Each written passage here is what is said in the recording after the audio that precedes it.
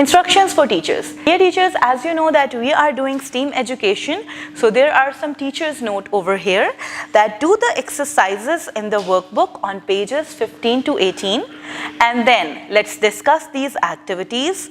Students are little explorers. Let them fill a tub with water and let the learners place rubber ducks in it. Talk about how real ducks swim in water, because duck starts with letter D. They are little innovators.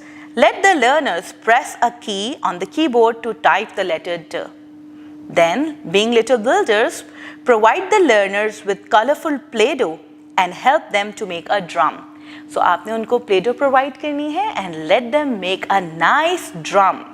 They are little designers. Encourage and guide the learners to trace and color the sketch of the duck at the top of this page. And they are little thinkers as well. Give each learner a dice and ask them to count the dots on it.